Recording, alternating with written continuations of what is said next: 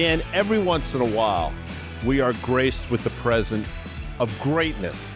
Today happens to be one of those days because with us today on the On the Tape podcast is our collective friend, Tom Rogers, Executive Chairman of Orbit Gaming and Entertainment, Editor-at-Large at Newsweek, Chairman and CEO of TRget Media. I can go on, but then we wouldn't have a podcast. We just have a giant introduction. But Tom, how are you?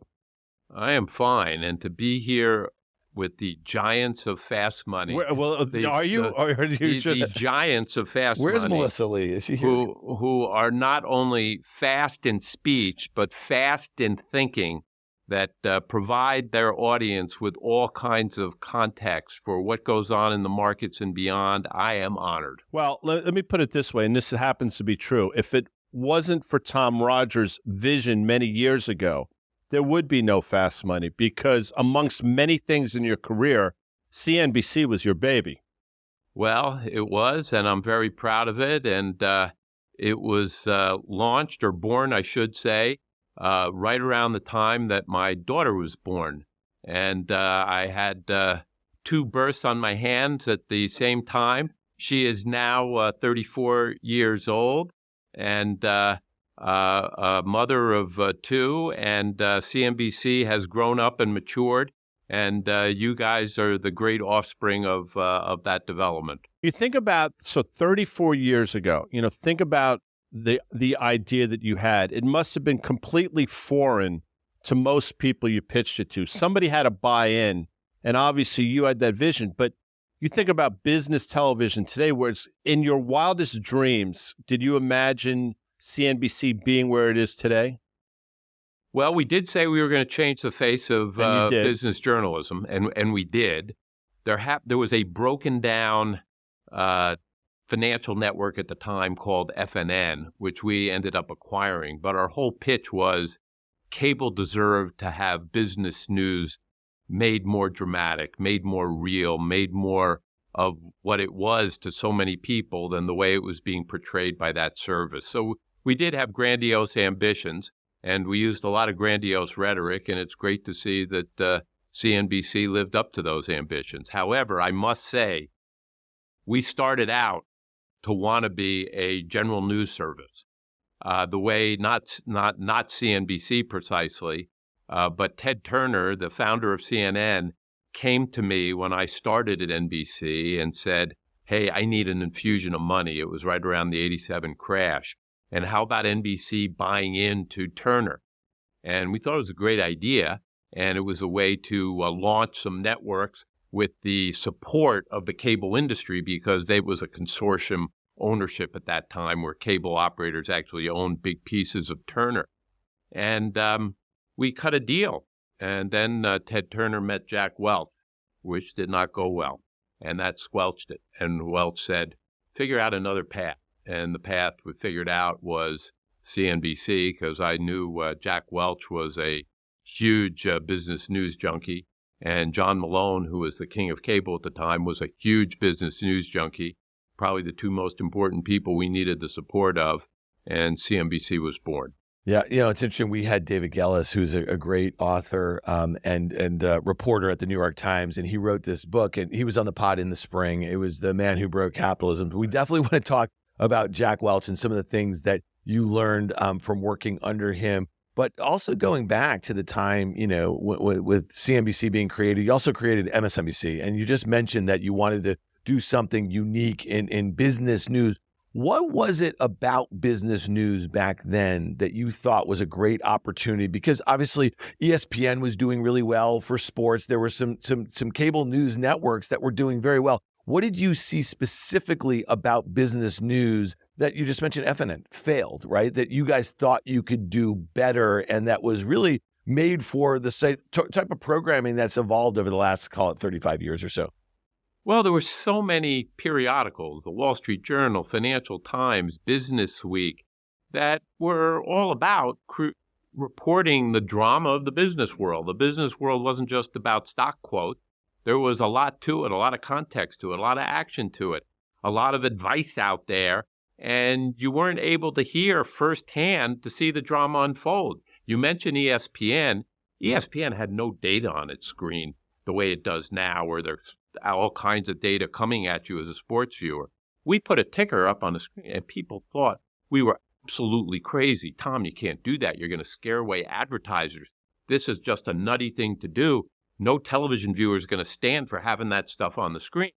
So we said, look, we can take data and you can have that, but at the same time, we can make the context, the conversation, the day-to-day drama of what was going on in the markets much more interesting by bringing it to life another way. Now, we pointed to all the resources of NBC News that we had, which was kind of our calling card. Hey, cable industry, we know you hate broadcasters. This was back in the 80s when the two industries were very much at odds. Hey, we know you hate broadcasters, but look what we can do for you.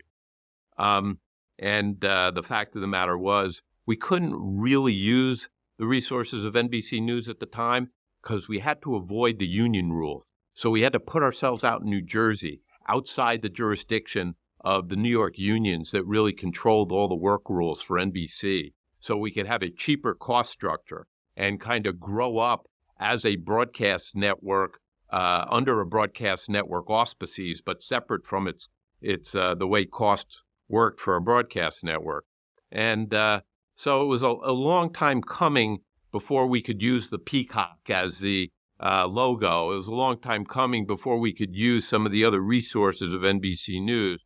But eventually we were able to demonstrate that, hey, nobody could do this better than an organization that was that steeped in news and information. People who watch Fast Money know that I've been calling you a stud on air for many years, and that is a well-deserved moniker, by the way. It's only for you, as I'm sure our viewers know. But you think about the arc of your career, I think one of the threads is you're willing to take chances without question. And you have vision, as I mentioned earlier. You know, you see things that a lot of people don't see until it's right in front of their eyes. How did you get to that point? Talk about your background and sort of the DNA that helps create that. Well, I can't say that I'm one of the great visionaries because I think much of what I've been able to do was pretty much sitting right in front of me. The cable industry was young, but not brand new when it was formed. And I used to explain to people at NBC who were highly critical that we were using this money to build a cable network around business news when they thought more movies of the week would bring in many more viewers. And I said, of course they would, but that's not the business model. We're going to put out a business network, and at any given time, 99.5% of television viewers will not watch us. And that's the way it's supposed to be. They will not watch us, but we will get paid across every single cable household. And look at this chart. There are 40 million cable households when we launched this thing, but it was easy to see it was going to go to 80 million and 100 million households. And imagine that, getting paid for every household, but only 0.5% of viewers at any time would watch you. Who wouldn't think that wasn't a model sent from God? Well, a lot of people, but there's the old saying, there's safety in numbers. People don't want to take chances. So in your background, in your childhood, being raised, there must have been influences, people that basically tutored you or gave you sort of the confidence to do what basically you put in place on your own. Well, I will say I had one teacher that had remarkable influence for me, and was the same teacher Andrew Ross Sorkin had, well-known anchor on the CNBC Squawk Box. And I was a couple years before him for that teacher, only a couple. This was an 8th grade social studies teacher, made a career out of teaching 8th grade social studies, despite the fact that he had a Harvard law degree. And he was a remarkable teacher, prolific author, a teacher by the name of Irving Sloan. And both Andrew and I gave eulogies at his funeral because he was that impactful to us. And he gave us a sense of the world and current events and news well beyond what most kids were being exposed to at that point. And not only that, but coming up with independent views, coming up with independent opinions, coming up with a vantage point where you were encouraged to analyze and discuss not just what you read, but coming up with your own views beyond that. And that had a lot of impact on me. I think probably more than any other teacher gave me that sense of, hey, don't always go with the pack, go with your own thoughts and try to develop them.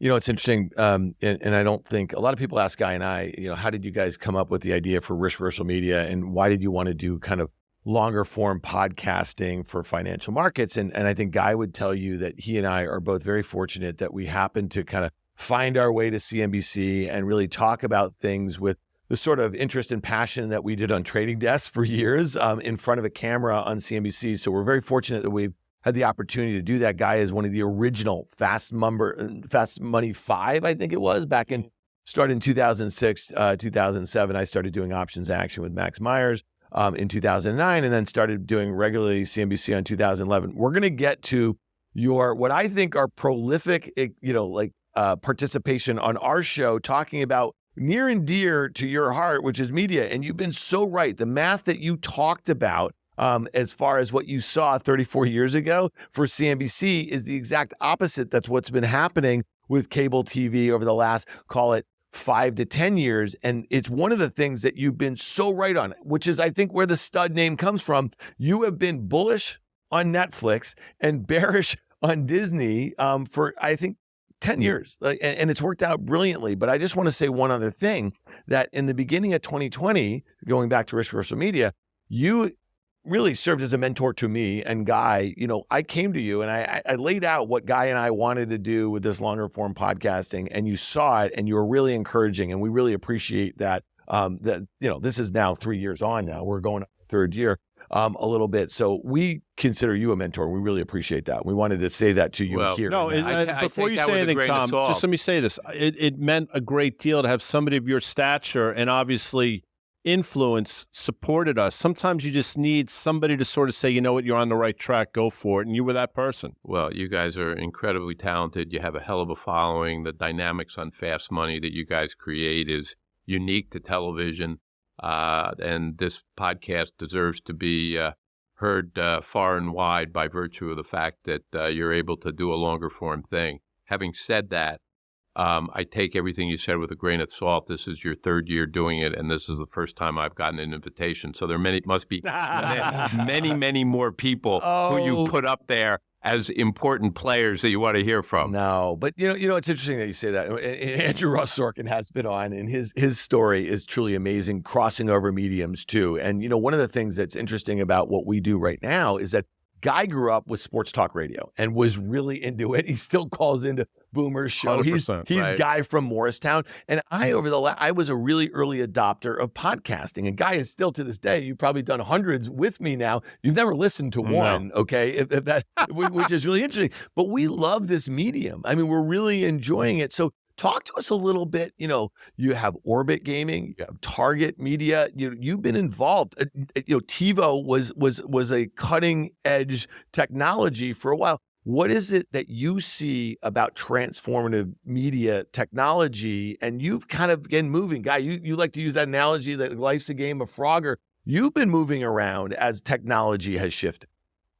Well, I've been fortunate to be involved in a lot of elements of the media industry that have marked change for where the industry is going. And TiVo was a great example. What cable was all about was more and more choice for the consumer. There were, before cable, there were a handful of channels in any given market, and cable had more and more channels with more and more choice. But the choice was coming in a way that you couldn't see what you wanted to see when you wanted to see it. And what TiVo did is change the dynamic and say, now the consumer's in control. The consumer will be able to capture and record anything out there really easily, develop their own menu, personalize it, customize it. So now the consumer's in control of all that choice. That was step one with the digital video recorder. What TiVo also did, but isn't as well known for in terms of the invention of the DVR, was creating the streaming age. Because we had a box that was built to be able to handle content being streamed to the television set, we were the first ones to take Netflix and Amazon and get them to the TV. And a lot of people thought that was kind of, okay, that's a hobby kind of thing. Who really cares?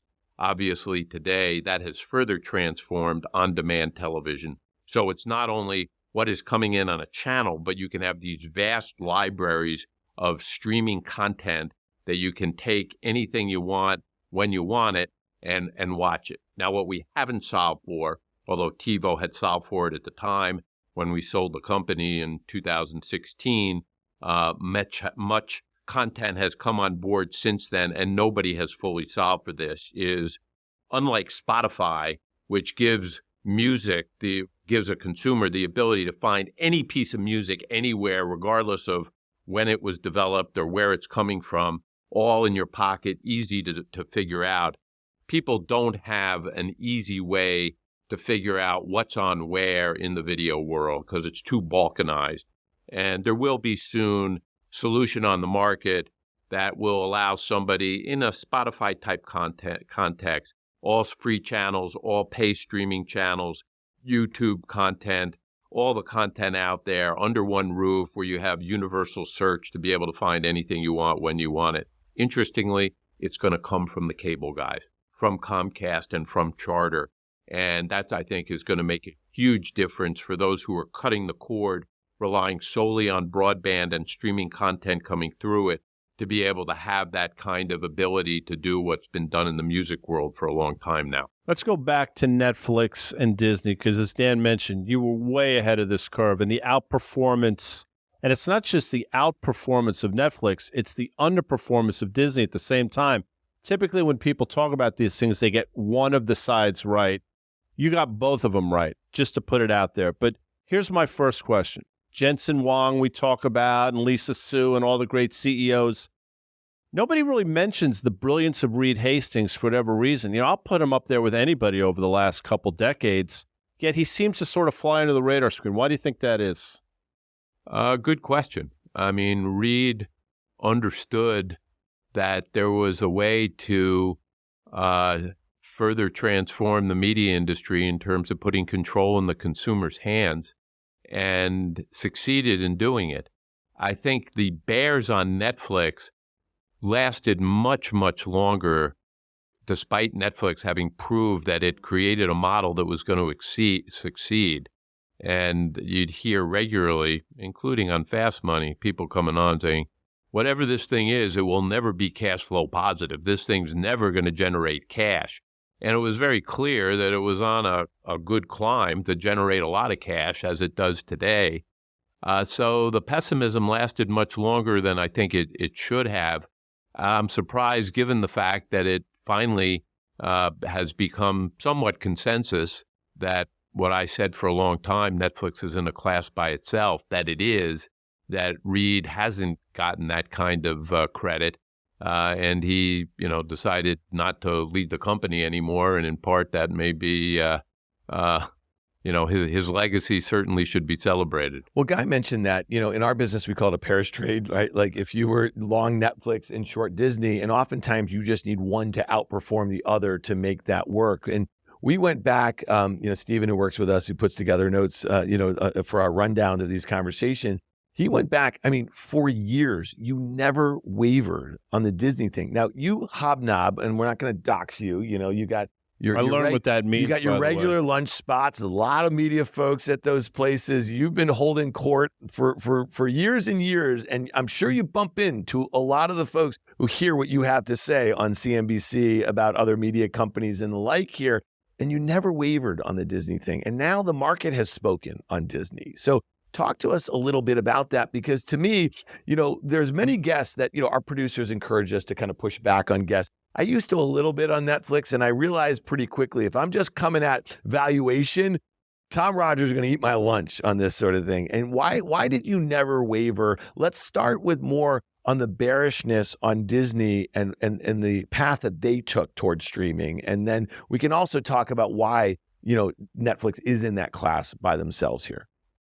Well, the hard parts about not wavering was when Disney was at 180 and Netflix had hit a high of 700 and was rapidly on the way down. Those are the hard times not to waver. Not that I do valuation analysis. I'm much more about the operational elements of a company and how that relates to macro trends and whether they're going to be able to succeed in them given how they're operated or not. But obviously, those were some pretty phenomenal movements in directions that were contrary to what I was saying about the prospects of the companies. And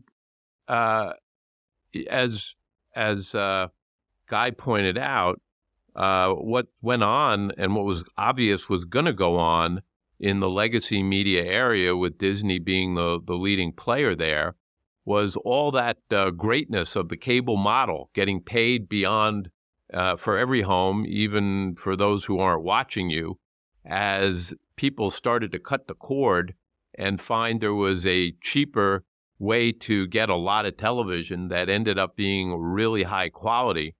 That model was going to fall apart, and it was going to begin to fall apart and accelerate. And the weird thing about Disney was Bob Iger was incredibly prescient. He said it.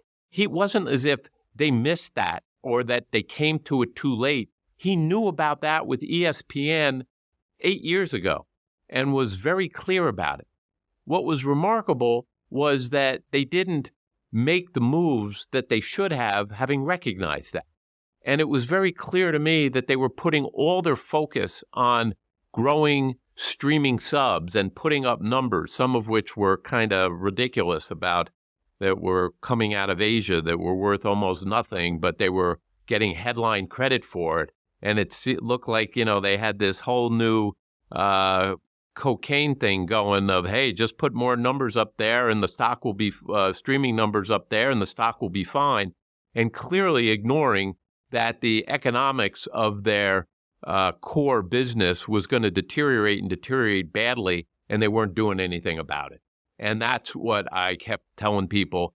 Don't focus so much on the streaming number. The core business and its deterioration is going to bite them in the ass. And there was very little market recognition of that going to happen. So Iger's back. He brings back, Mayer and Staggs, who are also there. These are brilliant guys, right? Like we can agree on that. Are they going to be able to kind of stem this sort of tide? Because from what I've heard from you over the last few quarters or so, it's kind of lights out here. Like the economics have caught up to them in a way. Well, I think they got a very tough hand, in part because they basically said they got to do a bunch of deals, and they've said it publicly, and now they're getting measured on their deal prowess rather than the operations of the company. Until they get the deals done, it's going to be very hard for anybody to see whether they're on a new path to growth or not. The deals they're looking to do, which include a partner with ESPN, potentially selling ABC, having to do distribution deals with other major cable operators after they did one with Charter, where the deal provisions, I don't think, are still very well known. And I think there's probably the market is probably giving Disney better value for the outcome of that Charter deal than they may deserve. So there are a lot of deals in front of them, and Kevin is a very talented deal maker, and I give credit to Bob Iger for bringing some guys back who he kind of owned up to his mistake of putting the wrong guy in there as CEO. Whether they can figure this out, I don't know. They will do a deal. I think they will do a deal. Whether it will be a deal that really makes a difference in terms of being able to renew the growth of the company at levels that Disney is accustomed to is a whole different thing. They ended up doing a sports gambling deal. Okay, they did a deal. I think it's incredibly unimpactful deal. It's, probably makes up for the equivalent of losing 1 million ESPN subs, and they're going to lose 15 million or more over the next several years. They did a deal with a guy who's got 2% market share in the sports gambling market, where they missed the opportunity to do deals with guys who have 75% market share. So they will do a deal. Whether that deal will be impactful enough, I'm reserving judgment on, but I will say Kevin is a very talented deal guy. I'll say this, and you don't have to agree or disagree or even comment, but I am convinced that Bob Iger is probably saying to himself, why did I come back? He could have sort of rode off into the sunset, albeit, maybe the legacy of him putting the wrong person in charge would have haunted him. But with that said, he was on a great perch there. And you've said this yourself. This is a 2.5, 3-year problem that they probably have to work themselves out of. And the stock recently, below $80, was at a multi-year low, if you think about it, which is quite remarkable. I want to ask this question, though, because I'm not a big... If you listen to certain cable news, and this is not politics, but you hear go woke and go broke, and obviously that's associated with a number of different brands, Disney on the... But in my opinion, the trajectory for Disney was set in motion long before anybody ever considered that phrase. Am I right here? I agree. I think the whole DeSantis dispute over, the Don't Say Gay bill in Florida is the impact on Disney's trajectory there is minimal, to say the least. I think it's a lesson for CEOs in terms of how to deal with public policy issues and their own brands and how they navigate a nation which is divided on social issues and what you do about that when you have employees that expect you to take positions and you have customers who can easily be offended by those positions. But in terms of the impact on Disney and its operations, I don't really think that was a factor of any significance. So, Tom, how do you think about, I often look up and I see you on Morning Joe. Guy mentioned that you are the editor at large in Newsweek, and you write a column there that is very pointed. You often, I mean, to me, I read them and I listen to you. You seem very practical. You just talked about a nation very divided. Your rhetoric is not divisive. You're often trying to offer some sort of prescription, right? How we can move forward. But you do have, obviously, you've taken a side here. How has that voice come out? This is not something you could have done back in the day when you were working at GE. Were you always politically engaged? And in the last, call it 10, 20 years, you've been a bit more active and vocal. And I'm just curious, how does that kind of play in a lot of the companies that you're very involved in now, too? Well, my Newsweek work and the political commentary that I'm involved in is pretty separate from my corporate involvements today.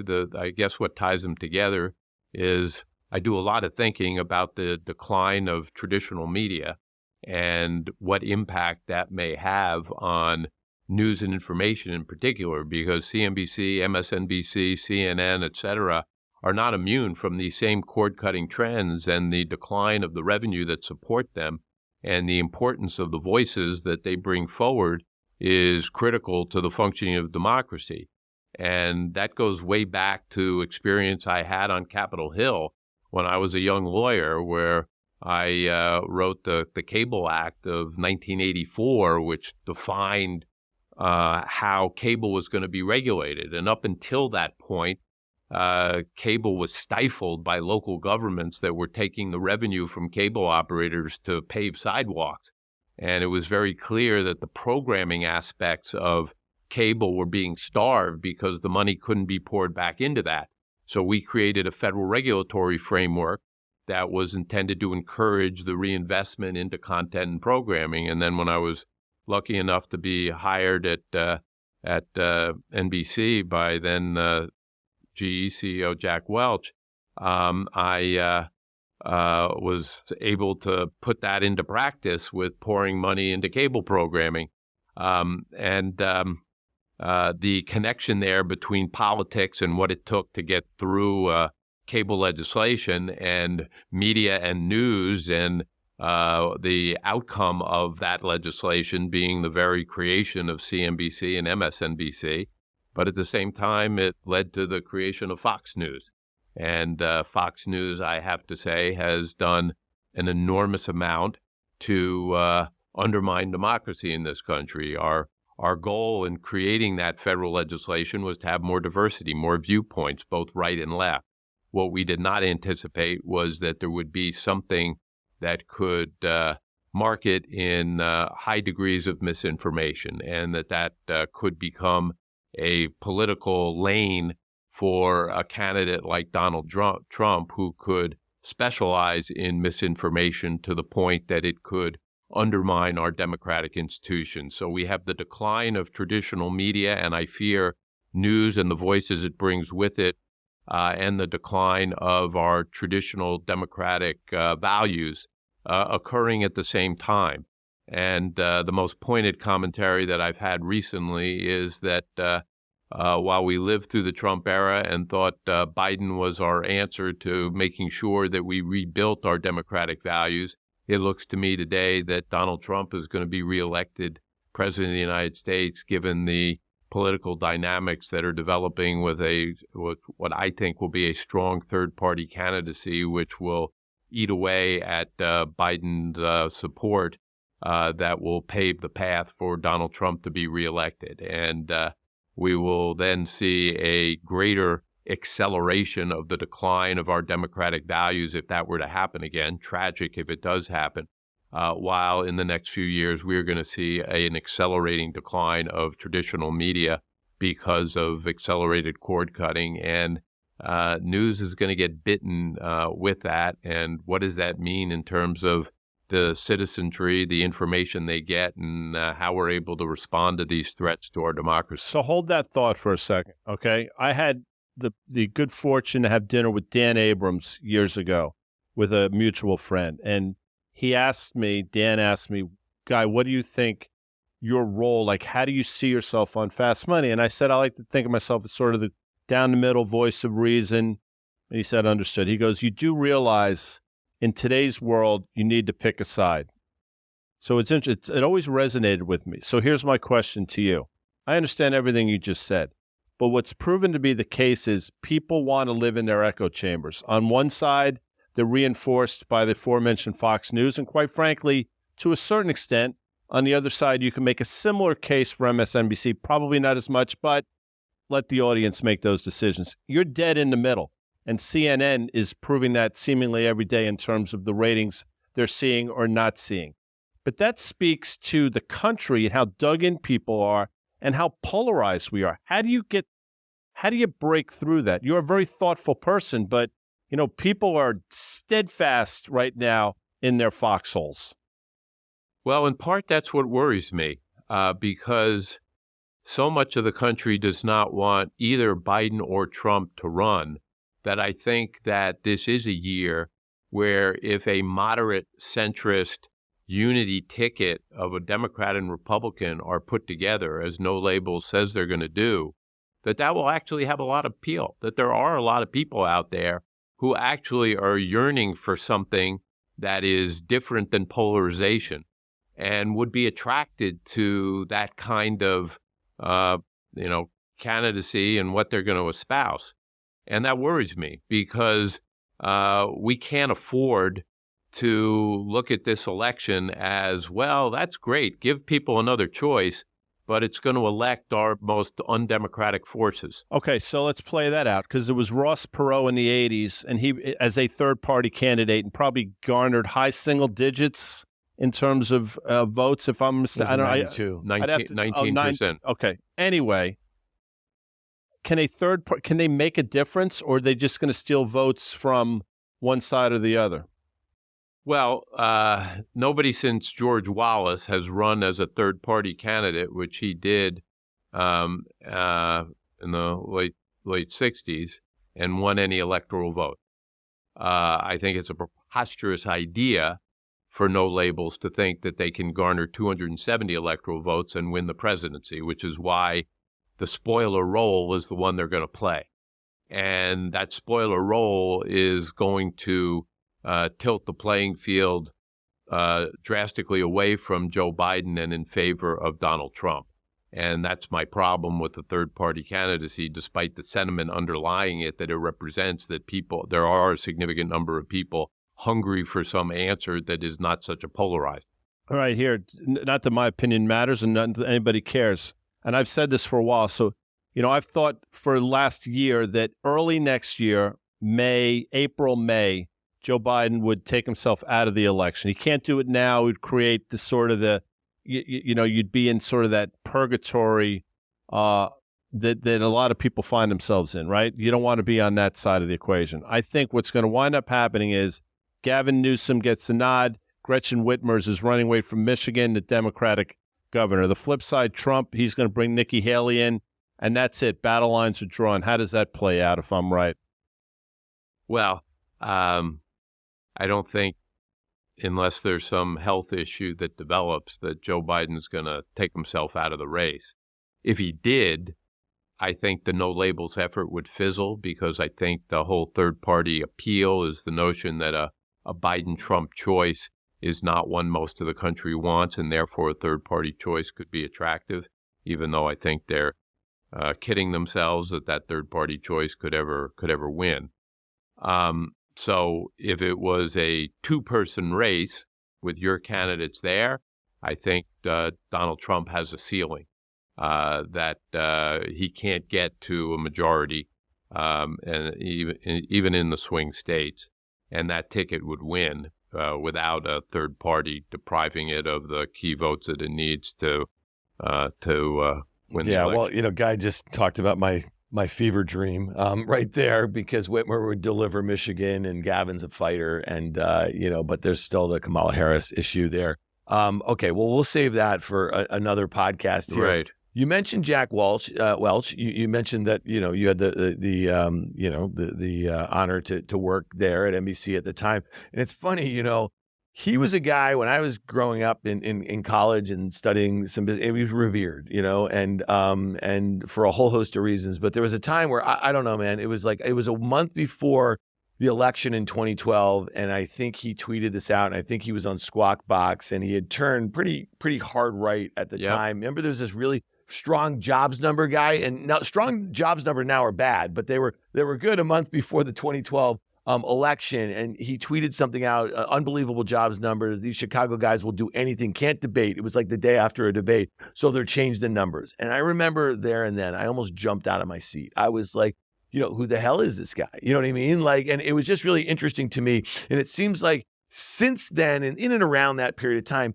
a lot of views towards him were changing, and it brings us to this book, our friend David Gellis's book, which I thought was a great read. And we had a great conversation with him on the pod.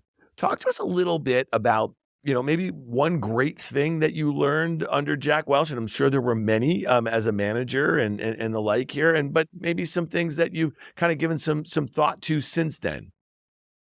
Well, I never agreed with Jack Welch's politics, so put that aside.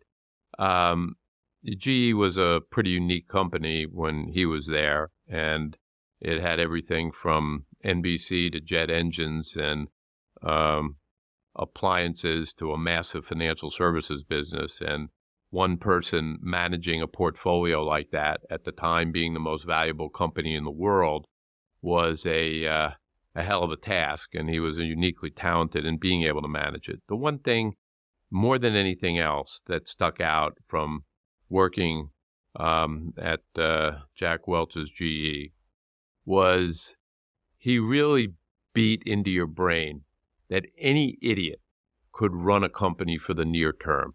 If all you were worried about was next quarter's results, not a hard thing for a manager to do.